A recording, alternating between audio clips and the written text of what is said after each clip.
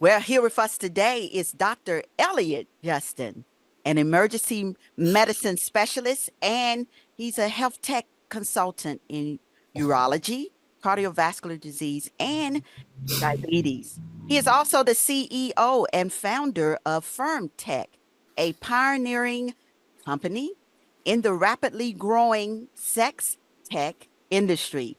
FirmTech is transforming men's erectile fitness by focusing on the critical connection between sexual and cardiac health. Its award-winning Tech Ring, the first smart intimacy wearing wearable of its kind, it not only enhances pleasure, but also monitors and improves heart health, setting a new standard in sexual wellness. And so in today's episode, we have Dr. Justin, and he will share his story and discuss the intersection of sexual and cardiac health, and also touch on the issue of erectile dysfunction in men and the role of how technology can be one of the treatment options. So how are you, Dr. Elliot? How are you today? I'm great, and we also are inventing a device for women. Because Aha, right now, didn't leave so us out. we can get that at the end. But having come up with the world's first monitor of the health of the penis, I thought, well, we've got to do the same thing for the clitoris. All right. So at least you are thinking about women because most of these things enhance men. So thank you. You're welcome. Well, how about sharing your journey? You know, you talked with us a little bit about emergency medicine, and now you're the founder of FirmTech. And so what caused that transition and your inspiration? Sure. Well, my background, I'm an emergency medicine physician, and I can assure you, as women, you're probably who know men, you're probably aware that short of a heart attack or a stroke, there's little that concerns a man as much as a limp penis. So uh, I founded a company called Swift MD. That was the second oldest telemedicine company in the United States. It doesn't exist anymore. Second oldest after Teladoc. And that got me interested in remote patient management technology, things that people could do at home to monitor their health, like a blood pressure, electrocardiogram. Uh, so about 3 years ago, a professor of urology at the University of Utah came to me and said, "I want to count the number of nocturnal erections that men have." And I said, "Why?" And he said, "Because they're a leading indicator of a man's cardiovascular health." That kind of took me aback because, one, I'm a physician and I didn't know that. Most doctors in the world don't know that. And most men don't know that. And we all know about morning wood and we laugh about morning wood, but that's not enough. A healthy man will have 3 to 5 nocturnal erections per night. And I will say, parenthetically, looking ahead to later on in this discussion, women do too. And it just hasn't Oh, been as well studied as men do. So these nocturnal erections are, when we say leading indicator in medicine, we're saying something really powerful. Because in medicine, we treat associations. So really, we aggressively treat high blood pressure and diabetes because they're associated with heart attack, stroke, kidney failure. They're not predictive, though. So if someone's blood pressure goes up or sugar goes up, we can't say, "Hey, a month from now, a year from now, 2 years from now, you're gonna have a heart attack." But when we say lead indicator, we're saying it's predictive. So if a man has 5 nocturnal erections and it goes to 2, or he starts at 3 and he goes to 1 or 0, that man has a 50% chance of having a heart attack in the next 2 years mm, and has an 88% chance of having a stroke in the next 3 to 5 years. Well, when this doctor told me that, that kind of took me aback because we're talking about another vital sign and one that means a lot more to men than any other vital sign. right. So we live in this age of healthcare wearables, smart watches, smart rings, smart health bands, digital scales, all these Whoop, Aura, Apple Watch, Fitbit, all these tools. But there's a gap, which is sex. And so we fill that gap. And unfortunately, the medical community doesn't pay a lot of attention to sex.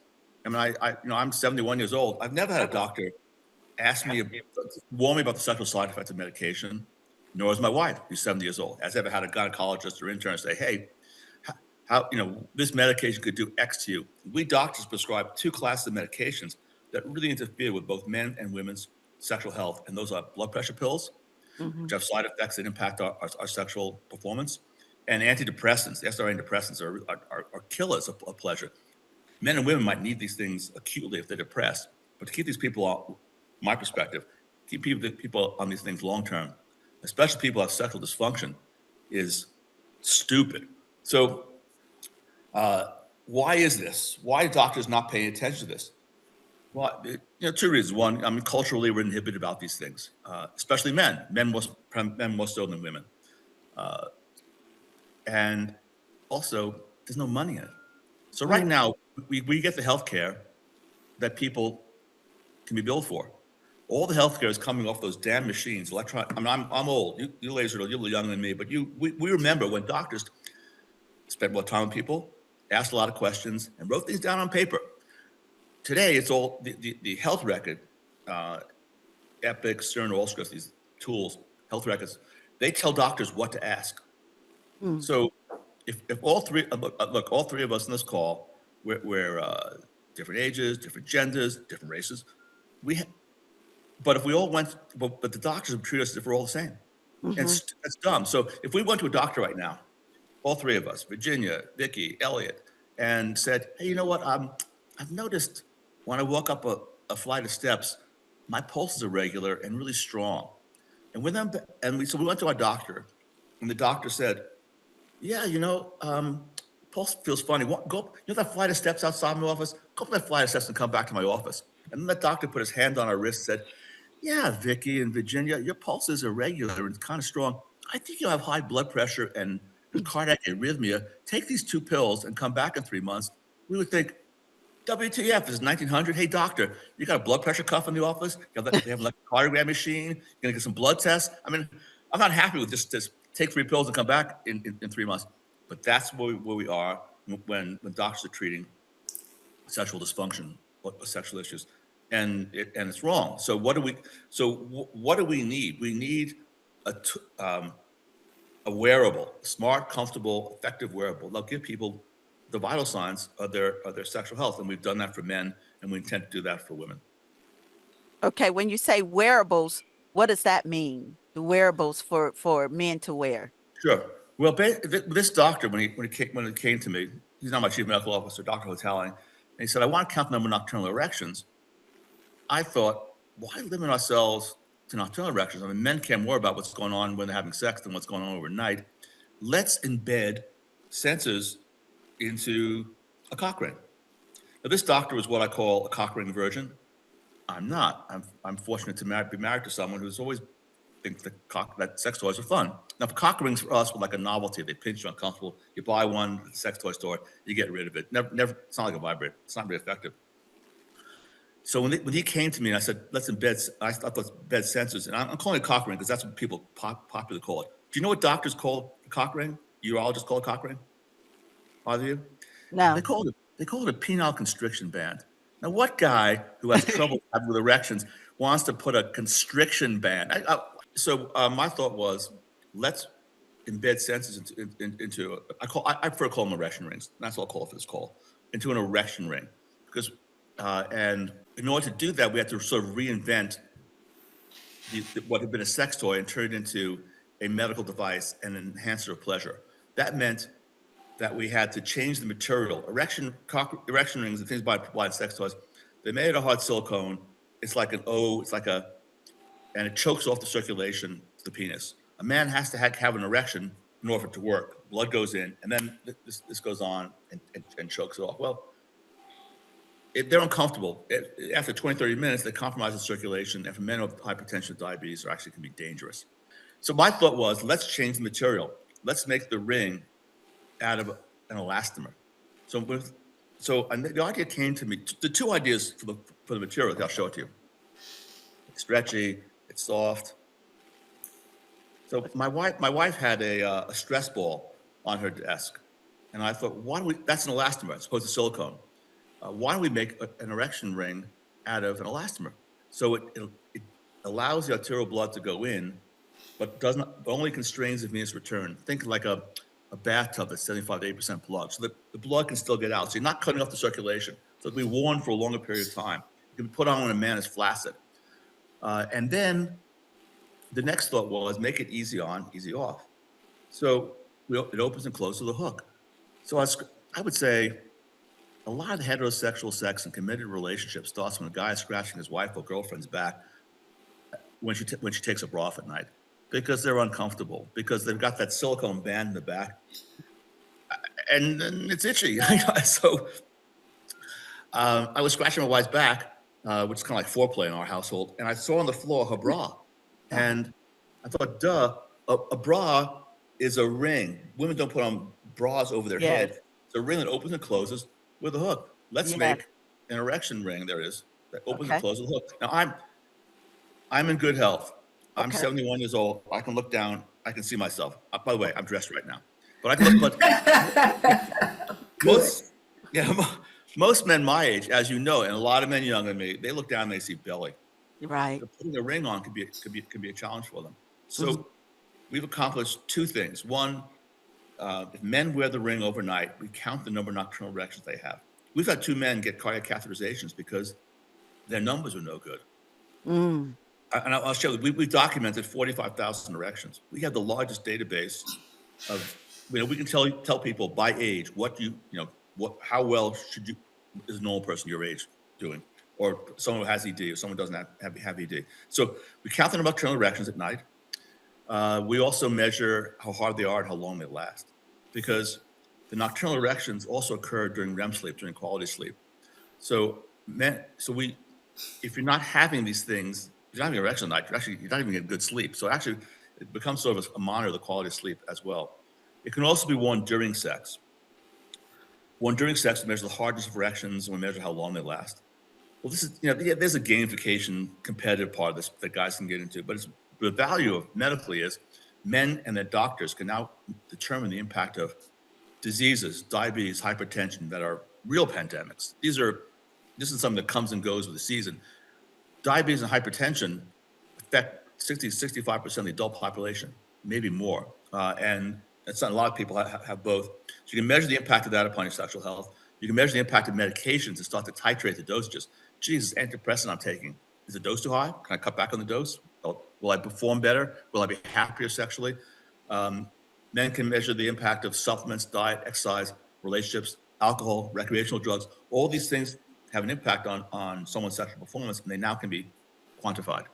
So healthcare. Sorry, go ahead. What you had in your hand, is that what, when you were just showing us, is that it? Yeah, it comes on a charger. It's a Bluetooth app. We're in the Google and Apple stores. Oh, I thought you had something else that you were holding up. Okay. Oh, I had 2. Okay. Okay.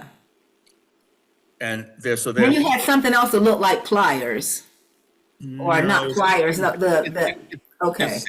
It's the same thing. Yes. Okay. Yeah. Gotcha. So there's a sensor here and a sensor in here. And as the penis expands in girth, it presses against the sensor, and then a computer translates it into a number or time. So we measure erections on a scale of 1 to 10 hardness, and it's being, there are 7 research papers accepted for publication. I'm going to be in Rio 2 weeks from now at the International Society for Sexual Medicine presenting 2 big papers. One is on safety, with like 600 people in it, saying this ring has been worn, and this study doesn't reflect our overall numbers. We're looking at 600 men who have worn the ring for over 4 hours with no complications whatsoever. So is this put on when is this put on when they start to get an erection, when they get an erection? I mean, what exactly? You can put it on whenever you want. Technique. So it doesn't require, you don't have to have an erection when you put it on, because it doesn't block the arterial flow in. So the conventional rings block the arterial flow, so men has to have an erection first. This allows it's soft, so it allows the arterial blood to go in and just constrains the venous return. So erections last longer. I mean, we just did a study, there are going to be 2 of them. We did a study internally, and then there's a study that's being done independently. We'll confirm we've done. I want to compare our erection ring to tadalafil, Cialis, which is the most commonly prescribed PD5 erection medication in the United States. And one thing that men and women don't understand about these medications is they don't produce an erection. I mean, this notion that a lot of women have that men have this pill that produces an erection. Hey, you ladies are attractive. I pop a pill right now. I'm not getting a hard on. It's just, It doesn't, the pills require, men take the pills, they put more blood in, but it requires stimulation, either masturbation or partner in order to get an erection. They put blood in, but they don't keep it there that well.